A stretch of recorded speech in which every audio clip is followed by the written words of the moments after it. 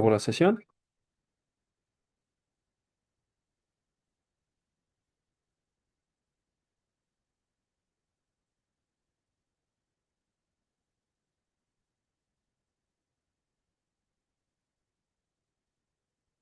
y continuamos, ¿vale? Muy bien. Entonces, la insulina es la única hormona que tiene efectos anabólicos en los órganos metabólicos. Si nosotros observamos esta tabla minuciosamente, vamos a observar que todas las otras hormonas, desde el glucagón, que es una hormona metabólica, el cortisol, la epinefrina, que son hormonas de estrés, la hormona de crecimiento y la hormona tiroidea, van a tener funciones antagónicas a la insulina. Todas estas hormonas que acabo de encerrar en este recuadro van a tener básicamente las mismas funciones que van a ser antagónicas a la insulina, solamente que hay algunas que tienen funciones en un órgano metabólico y otros preferentemente en otro órgano metabólico, o tienen mayor capacidad de generar una función más que otra. Pero todas, desde el glucagón, cortisol, hormona de crecimiento, epinefrina y hormona tiroidea, van a tener funciones antagónicas a la insulina, ¿sale? Particularmente en el caso del glucagón, esta es la hormona metabólica de la escasez y va a activar la glucogenólisis, la gluconeogénesis y la cetogénesis. El glucagón tiene como característica principal que toda su función se va a centrar en el hígado. Sí se ha visto que tiene algunas funciones en los otros órganos, pero para fines prácticos, estas van a ser despreciables desde la parte clínica, ¿vale?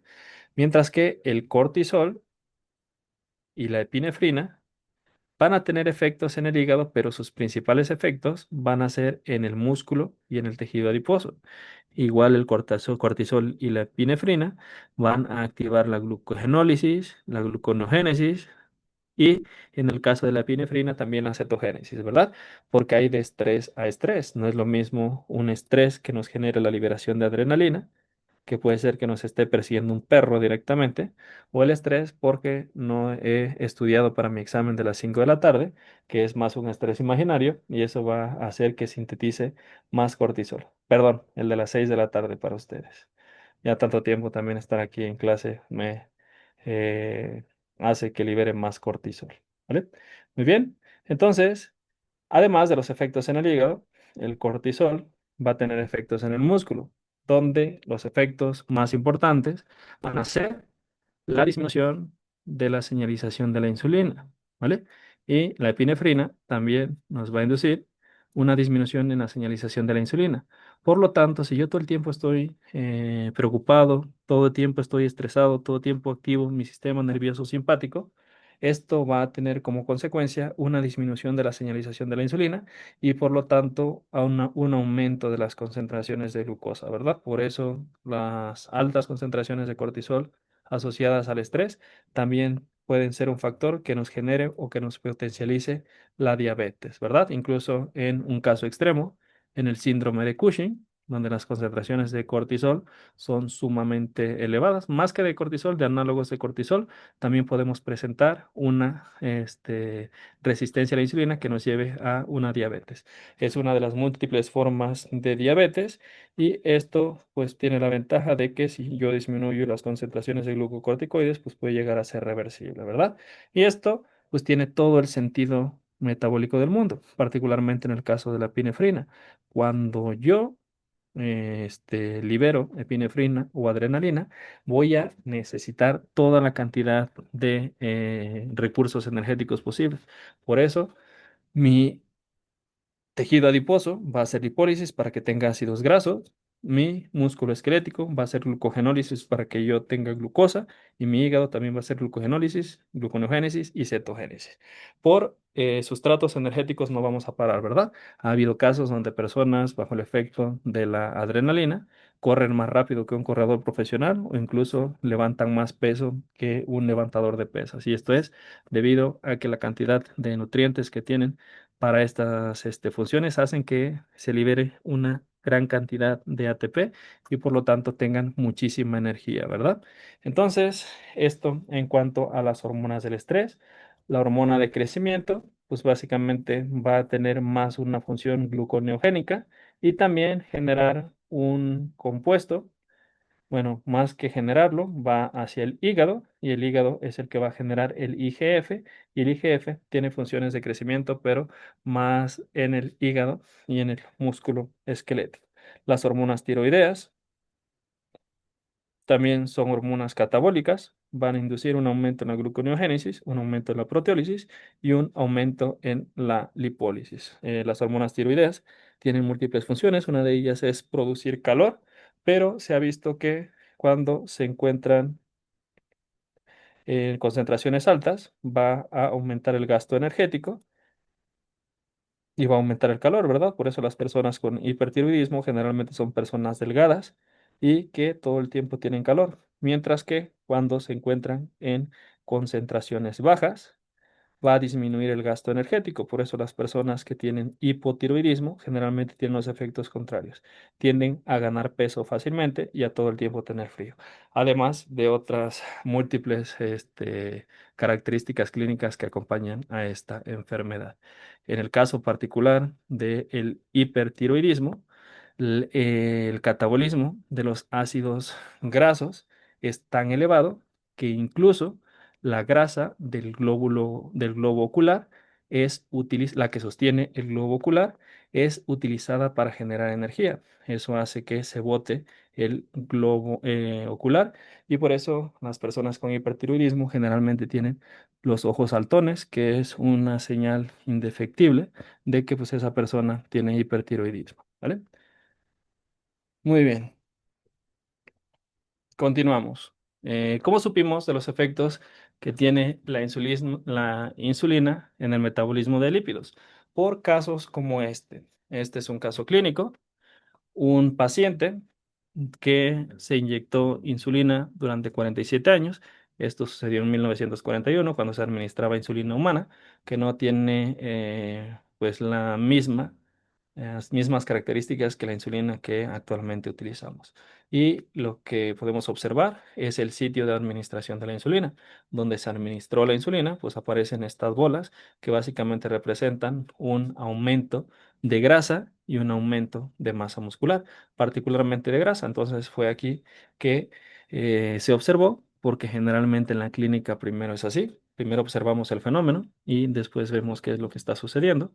En este caso, el tejido adiposo de la región donde se administraba la insulina creció desproporcionadamente, dándonos una señal de que justamente el papel de la insulina estaba también en el metabolismo de lípidos.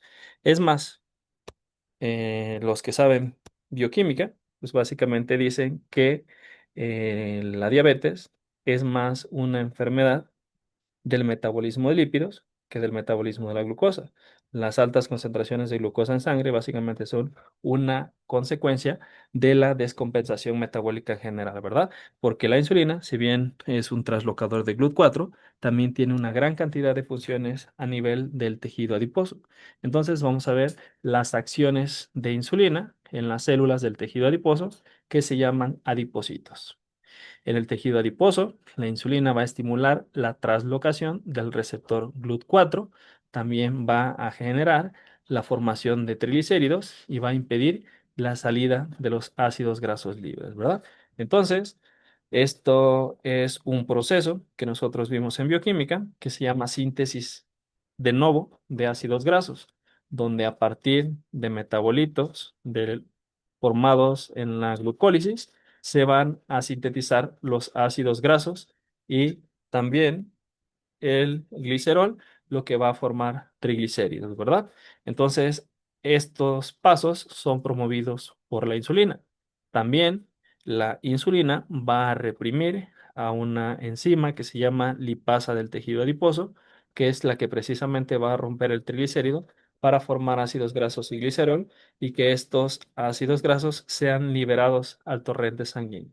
Por lo tanto, podemos concluir que la insulina sirve en el tejido adiposo para poder acumular glucosa en el interior del adipocito, para que esta glucosa se convierta en triglicéridos y también para impedir que los triglicéridos sean degradados en ácidos grasos y ser liberados hacia el torrente sanguíneo. Por lo tanto, en ausencia de insulina van a ocurrir los procesos contrarios. Va a disminuir la captación de glucosa por el adipocito, va a disminuir la formación de los triglicéridos y van a escaparse más ácidos grasos del adipocito. Esto va a generar que en un periodo más largo de tiempo, pues básicamente los adipocitos se vacíen de grasa y que todos estos ácidos grasos se vayan al torrente sanguíneo. Entonces, eventualmente, pues la resistencia a la insulina y la diabetes, que justamente se caracteriza, como vamos a ver más adelante, por una disminución de la función de la insulina, va a generar que los pacientes bajen de peso. Y esto no es necesariamente bueno, porque lo que vamos a tener es una cantidad muy alta de ácidos grasos libres en el torrente sanguíneo y estos no se van a orinar, no se van a convertir en ATP ahí, sino que se van a guardar. ¿Y dónde se van a guardar? En órganos que no están diseñados para almacenar grasa, como el hígado, el cerebro, el músculo esquelético y el páncreas. Entonces, todas estas células, cuando empiezan a acumular más grasa de la necesaria, pues van a inducir un proceso de estrés, lo cual, como ya vimos en la clase pasada, pues va a llevar a inflamación y una falla multisistémica, ¿vale? Entonces, pues poco a poco vamos dilucidando nuestro caso clínico. Las clases de medicina muchas veces, para hacerlo más interesante, pues le damos ese toque detectivesco y en el caso clínico presentamos lo que tiene nuestro paciente y poco a poco vamos generando pistas para poder saber por qué le está pasando eso a nuestro paciente, ¿verdad? Entonces, desde aquí ya nosotros podemos sospechar que nuestro paciente bajó de peso y tenía concentraciones altas de glucosa porque tenía una anormalidad en la insulina. Entonces, la enfermedad que más adelante vamos a ver, que se caracteriza porque hay una disminución de la insulina, es precisamente la diabetes. Ahora, ¿qué tipo de diabetes? Pues es algo que vamos a concluir más adelante. Esto es una continuación del efecto de la insulina en el metabolismo de los lípidos. Ya lo vimos, aquí básicamente nada más quiero eh, hacer énfasis en que la insulina también sirve para que se genere más colesterol y más triglicéridos por parte del hígado, lo cual va a hacer que se libere estos a el torrente sanguíneo. Muy bien. Esto en cuanto al metabolismo y regulación de la glucosa, aunque no necesariamente nada más de la glucosa. También vimos un poco de la regulación de los aminoácidos y de los ácidos grasos. Ahora vamos a ver un poquito de patología. Diabetes mellitus. ¿Qué es la diabetes mellitus? Mellitus es básicamente referente a la miel para poder representar algo dulce, ¿verdad? Esto es porque anteriormente en los tiempos de Hipócrates, en los tiempos de los griegos, el diagnóstico de la diabetes se daba al probar la orina y que ésta tuviera un sabor dulce, ¿vale? Entonces, como la orina sabía a miel, básicamente a eso se refiere a diabetes mellitus o el nombre que se le dio. Entonces, diabetes mellitus es un conjunto de enfermedades que tienen como característica en común un aumento de las concentraciones de glucosa en la sangre. Entonces, ojo, la diabetes no es una enfermedad, sino un conjunto de enfermedades. Y todas estas van a tener esta característica en común. Por eso actualmente hay diabetes mellitus tipo 1, 2, 3, 4, 5. Cada vez van saliendo más porque hay nuevos mecanismos fisiopatológicos que hacen que las concentraciones de glucosa en la sangre aumenten. Síntomas comunes de las diabetes. Tenemos a las 3P, poliuria, polidipsia y pérdida de peso, que son algunos de los síntomas más comunes, pero también podemos tener candidiasis, visión borrosa y fatiga, ¿vale? Entonces vamos a ver, de acuerdo a lo que nosotros estudiamos anteriormente, por qué es que ocurren estos síntomas. La poliuria se refiere a la necesidad, más que a la necesidad, a que nuestro paciente esté orinando mucho. Entonces, cuando tenemos diabetes, hay problemas con la liberación de la insulina o la insulina no está haciendo su efecto. Como la insulina no está haciendo su efecto, GLUT4 no se trasloca y por lo tanto las concentraciones de glucosa en la sangre aumentan al no entrar a el músculo esquelético ni al tejido adiposo. Además, uno de los efectos más importantes de la insulina es parar la gluconeogénesis en el hígado. Como no hay insulina, no se para la gluconeogénesis en el hígado y nuestro hígado empieza a sintetizar muchísima glucosa, ¿verdad? Entonces, ¿qué va a pasar con las concentraciones de glucosa en la sangre? Van a estar muy elevadas. Como las concentraciones de glucosa en la sangre van a estar elevadas, recuerden que la glucosa se filtra en el glomérulo hacia el túbulo proximal. Entonces no hay una restricción en cuanto a la filtración de glucosa hacia el túbulo proximal. Las concentraciones de glucosa en el túbulo proximal van a estar muy elevadas. Recuerden que la glucosa también es un soluto osmóticamente activo y cuando nosotros tenemos un soluto osmóticamente activo, pues va a atraer el agua, ¿verdad? Entonces, ¿qué va a pasar?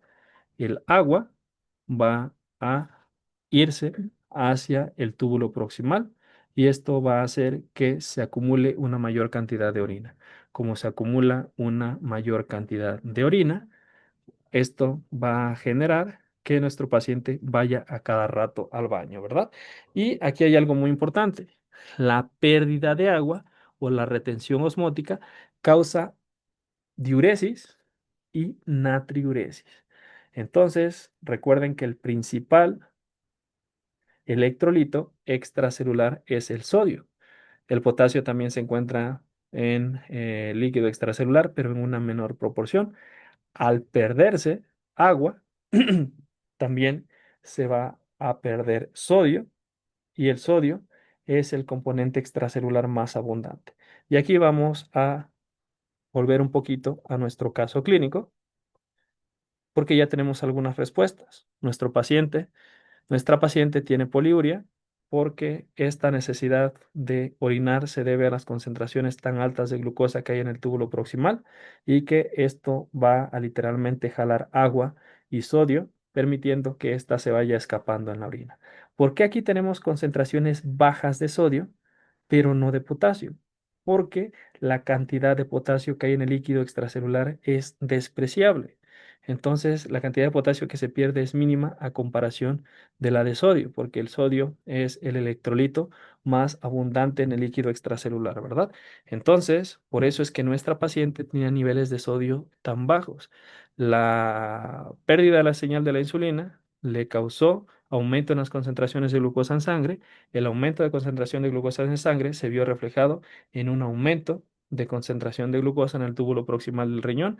Esto llevó a que se absorbiera más agua y se absorbiera más sodio y como se absorbe más agua tenemos mayor formación de orina y por lo tanto vamos a tener polidipsia.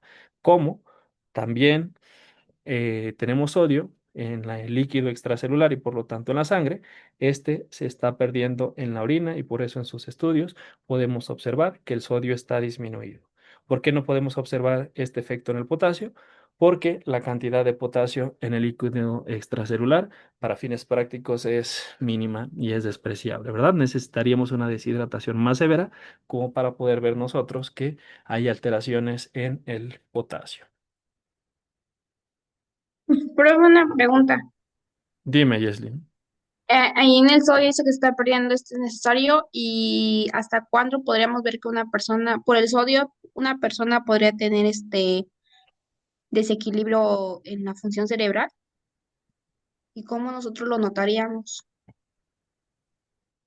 Eh, Antes que la disfunción cerebral, habría disfunción en otros tejidos. Cuando la deshidratación lleva a pérdida de potasio, antes de la disfunción cerebral tendríamos movimientos involuntarios, ¿vale? Entonces nuestro paciente primero empezaría a temblar, porque recuerden que el potasio también es importantísimo para que se dé un proceso de repolarización. Si no hay suficientes concentraciones de potasio en el líquido extracelular, la despolarización y la repolarización del sistema nervioso y de las fibras musculares se ve alterado y esto pues puede llevar a que nuestro paciente tenga movimientos involuntarios o también contracciones que están disminuidas. Por ejemplo, en el caso de los calambres. Los calambres muchas veces ocurren por pérdida de potasio a nivel local, entonces pues esto nos lleva a una contracción prolongada. Ahora, lo que me preguntas exactamente, no sé, puede variar de una persona a otra. No conozco cuál es el umbral para poder determinar cuáles son los niveles mínimos de potasio como para poder generar un daño ya o que esto se vea reflejado a nivel cognitivo. Pero de que sí, si perdemos potasio o perdemos sodio, pues eventualmente vamos a tener una deshidratación que pudiera hacer que las meninges se deshidraten y que eso pues, nos lleve a sintomatología del sistema nervioso central. Por eso es que ahora se utilizan diuréticos que son ahorradores de potasio, como por ejemplo los agonistas de mineralocorticoides, como los que vimos en la clase de enfermedades cardiovasculares, como la espironolactona. ¿Vale? Sí, profe, gracias. De nada. Muy bien. Entonces, anteriormente se utilizaban diuréticos de asa en las personas con hipertensión. Entonces, los diuréticos hacían que las personas orinaran mucho, pero cuando orinan mucho, eventualmente van a perder sodio y van a perder potasio, lo cual llevaba a mucha deshidratación. Entonces, todo el tiempo los pacientes andaban cansados, con la boca seca y con problemas incluso en la movilidad. Por eso muchas veces se opta por los diuréticos ahorradores de potasio que solamente inducen la liberación de sodio, pero no de potasio, como es el caso de los agonistas del receptor de mineralocorticoides, como la espironolactona. Polidipsia.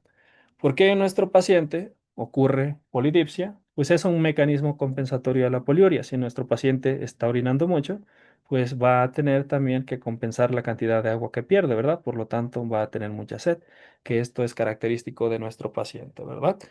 Ahora, también en la diabetes, una de las sintomatologías es la pérdida de peso. La pérdida de peso se da porque al no haber la señalización de la insulina, se pierden los efectos anabólicos y ahora tenemos los efectos contrarios que serían catabólicos, como la lipólisis y la proteólisis, que va a llevar a que se degrade el músculo, que se degrade el tejido adiposo y que nosotros perdamos grasa, que perdamos músculo y que por lo tanto perdamos peso. Esto no es necesariamente bueno porque cuando nosotros perdemos músculo, también vamos a perder fuerza, vamos a perder un tejido que es nuestro principal amortiguador metabólico y también cuando nosotros perdemos grasa así de una manera tan sustancial como ocurre en las personas con diabetes, pues esa grasa va al torrente sanguíneo, aumentando los ácidos grasos libres, y esta grasa se empieza a acumular en órganos que no están diseñados para guardar grasa. Y es tan compleja la diabetes que incluso tiene consecuencias a nivel del sistema inmune.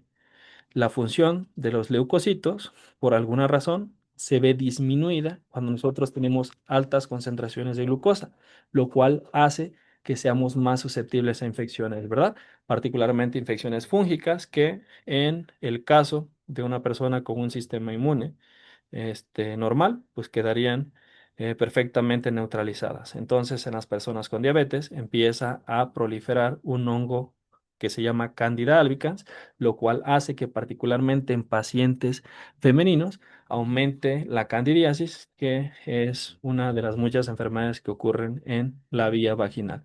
También la Candida albicans se desarrolla en el exterior de la lengua formando una capa blanca y a las personas que tienen diabetes, muchas veces por esta disminución del sistema inmune y la proliferación de la candidiasis, podemos observar una capa blanca sobre su lengua. Y esto no es todo. También en medida de la disfunción del sistema inmune, podemos ver que personas que tienen diabetes y que tenían tuberculosis latente desarrollan ahora sintomatología de tuberculosis, ¿vale? Actualmente hay un problema severo porque dada la cantidad de personas con diabetes, pues cada vez tenemos más comúnmente este binomio diabetes mal controlada tuberculosis y la tuberculosis al ser una enfermedad contagiosa, pues entre más personas la desarrollen, más fácil va a ser que se propague en la comunidad. Las altas concentraciones de glucosa también generan un aumento en la osmolaridad del humor vítreo. Esta osmolaridad en el humor vítreo hace que aumente la presión en el ojo, lo cual hace que el cristalino se empañe. El lente del ojo se refiere al cristalino y por lo tanto tengamos como síntoma visión borrosa. También al haber poca señalización de la insulina, pues vamos a tener pocos efectos anabólicos como la síntesis de glucógeno y nuestro paciente con diabetes, pues si hace alguna actividad física se va a fatigar rápidamente, ¿verdad? Porque la única glucosa que va a tener va a ser la que se encuentre, esto pues a grandes rasgos, en el interior de sus células o en el torrente sanguíneo porque no va a poder guardar glucosa en forma de glucógeno, ¿vale? Entonces, pues ya con estas características, nosotros podemos decir que nuestro paciente, de acuerdo a su sintomatología, efectivamente sí tenía diabetes, porque justamente cumple con todas las características de una persona con diabetes. Tiene poliuria, tiene polidipsia, perdió peso, aparte de sus concentraciones de glucosa, que es justamente lo que más caracteriza la diabetes, están por los cielos, alrededor de 300, 400 miligramos sobre decilitro, y también tenemos una leve señal de deshidratación por las concentraciones disminuidas de sodio. Ahora solamente falta que expliquemos por qué hay cetonuria, pero esto lo vamos a ver más adelante cuando veamos una de las complicaciones de la diabetes. ¿Hasta aquí alguna duda? No, No, profe. profe. Ok, muy bien. Ahora nuestro paciente tiene diabetes tipo uno o tiene diabetes tipo 2. ¿Qué nos dice la clínica? Para eso nosotros tenemos que conocer las características específicas de cada una de estas enfermedades. Vamos a empezar por la diabetes mellitus tipo uno. La diabetes mellitus tipo uno es una enfermedad autoinmune. ¿A qué se refiere que sea autoinmune? Que nuestras células del sistema inmune van a atacar a las células beta pancreáticas, que son las que van a producir insulina. Entonces, ¿por qué ocurre esto? No sabemos exactamente, solamente sabemos que tenemos una persona que la mayor parte de su vida, pues no tiene ninguna enfermedad y de repente en la adolescencia, en la infancia o también en la etapa adulta temprana, de repente empieza a tener síntomas de diabetes. Cuando les miden la glucosa en sangre, ven que esta está muy elevada y de un mes, un año, pues básicamente pierde toda su función pancreática y va a tener diabetes durante toda la vida, ¿verdad? Porque en algún momento de su vida se desencadenaron o se activaron los linfocitos T citotóxicos. Estos van a atacar a las células beta pancreáticas y entonces pues, se mueren las células beta pancreáticas y dejan de producir insulina. Esa es la fisiopatología de la diabetes mellitus tipo 1. ¿Por qué ocurre diabetes mellitus tipo uno? A ciencia cierta no sabemos, pero tenemos varias situaciones que al parecer pueden ser la causa de que aparezca esta enfermedad.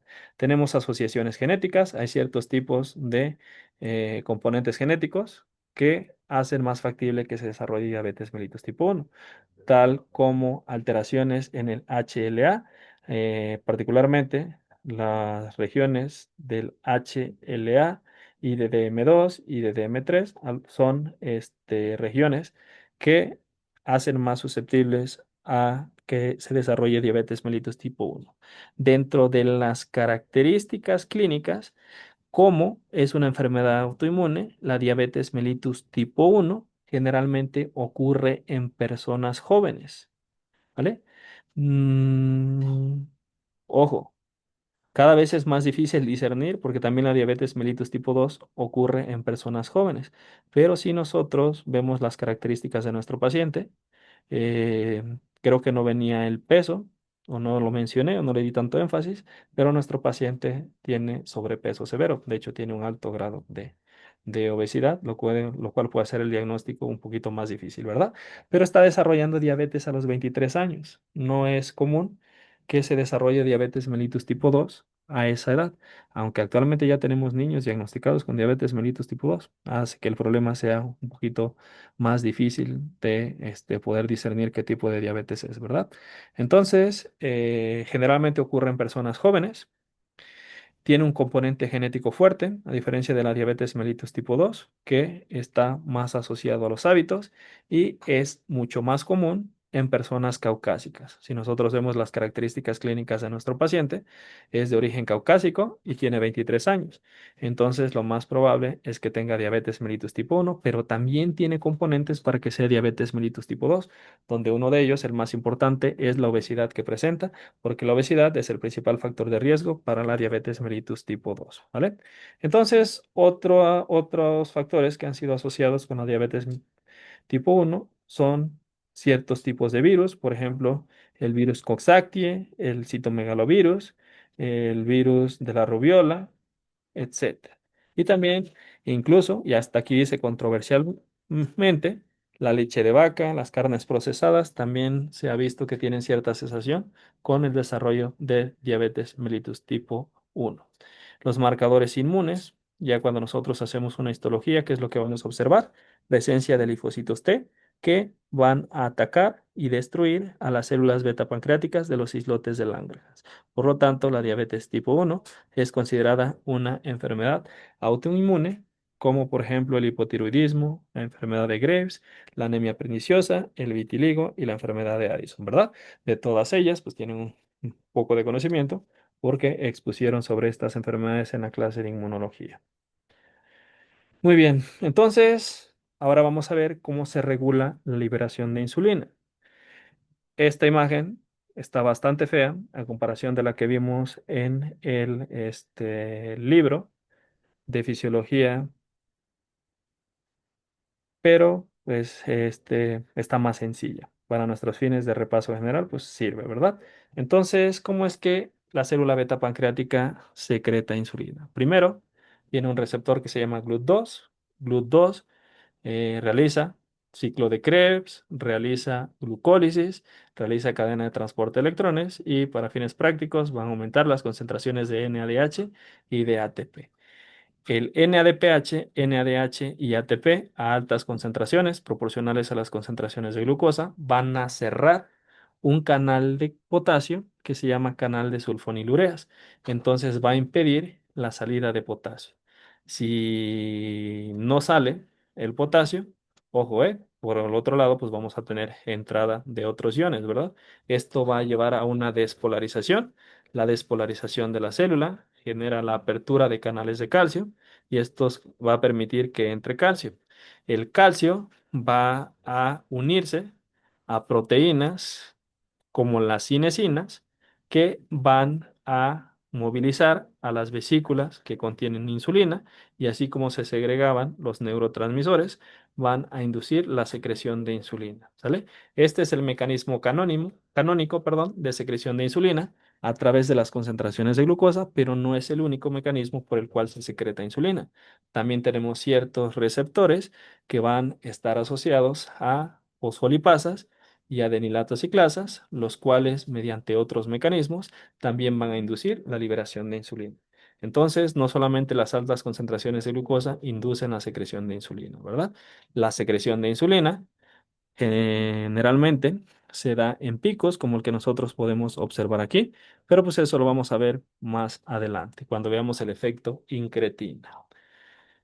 ¿Cuáles son las principales moléculas o principales componentes nerviosos que van a inducir la secreción de insulina?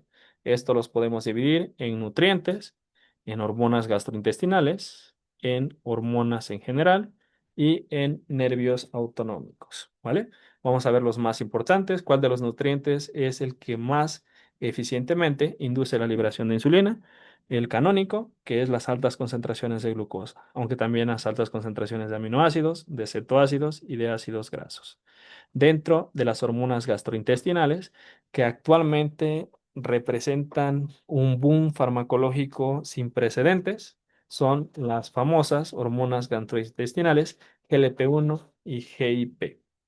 También hay otras como la colicistocinina, gastrina y secretina, y a todas estas hormonas que inducen la liberación de insulina se les da el nombre de secretagogos. Todo aquello que viaje hacia las células beta pancreáticas y que induzca la secreción de insulina se le conoce como secretagogo de insulina. Las hormonas gastrointestinales más importantes que van a ser secretagogos de insulina endógenos son el GIP y el GLP-1. Otras hormonas, como la hormona del crecimiento, de alguna manera, aunque pueda causar extrañeza, el glucagón, van a inducir un aumento de la secreción de insulina, mientras que hormonas del estrés, como la adrenalina y el cortisol, disminuyen la secreción de insulina. Pero ojo, esto no solamente se da a nivel sistémico, sino que también se da a nivel nervioso. La acetilcolina induce la liberación de insulina, pero el sistema adrenérgico, por sus vías beta-adrenérgicas, va a inducir un aumento en la secreción de insulina, pero por sus receptores alfa-adrenérgicos va a inducir una disminución de la señal de la insulina. Muy bien. Ahora vamos a ver a la diabetes mellitus tipo 2. La diabetes mellitus tipo 2 ocurre o es un conjunto de enfermedades que se dan debido a una pérdida progresiva de la secreción de insulina de las células beta y esto con frecuencia en un contexto de resistencia a la insulina. Entonces, como esta pérdida no se da de manera directa, sino de manera sistemática. Imagínense, en la diabetes mellitus tipo 1, tenemos a las células beta pancreáticas, que podrían ser una población, y tenemos a un ejército que de repente mata a toda esa población. Entonces, la enfermedad va a aparecer intempestivamente en un momento, pues no tenemos concentraciones elevadas de glucosa, pero en un mes o un año de repente ya tenemos niveles de glucosa de 200. Esto pues generalmente ocurre porque la pérdida de las células beta pancreáticas fue inmediata. En cambio, en la diabetes mellitus tipo 2, digamos que no mandan a un ejército, sino que mandan a un francotirador y va matando a las células de uno por uno. Entonces, obviamente, esto va a tardar más y por eso la diabetes mellitus tipo 2 es progresiva. Y básicamente se necesitan alrededor de 20 años de que inicien los procesos de resistencia a la insulina para que nosotros podamos tener ya como tal una enfermedad irreversible que se llama diabetes mellitus tipo 2. Importantísimo, en rojo, para que haya diabetes mellitus tipo 2, forzosamente tienen que ver resistencia a la insulina. ¿Qué es la resistencia a la insulina? Para fines prácticos, ya lo vimos en una clase de inflamación, es una pérdida reversible o una disminución en la señal de la insulina. Entonces, ¿tenemos insulina? Sí. ¿Tenemos al receptor? Sí, pero tenemos un cortocircuito que aquí representé con este rayo, que hace que aunque tengamos insulina y tengamos a su receptor, no se vean los efectos de la insulina, como la translocación de GLUT4 y todos los efectos que nosotros vimos en la tablita, ¿vale? Generalmente, esta resistencia a la insulina se da por un proceso de inflamación crónica sistémica, ¿vale? Muy bien. Continuando en la secreción de insulina, hay un efecto que se llama efecto incretina, el cual nosotros vimos anteriormente en un video que analizamos, donde cuando nosotros administramos glucosa de manera intravenosa,